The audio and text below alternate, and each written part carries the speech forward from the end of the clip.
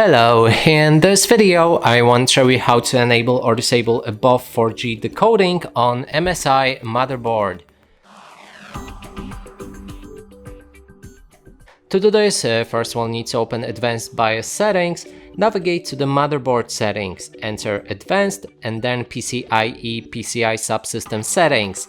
Then there's the above 4G memory decoding and you can activate or deactivate it. In case this option is grayed out, then you might need to disable resize bar support and or actually enable it, because otherwise it won't work. So disable resize bar support and then above 4G is unlocked.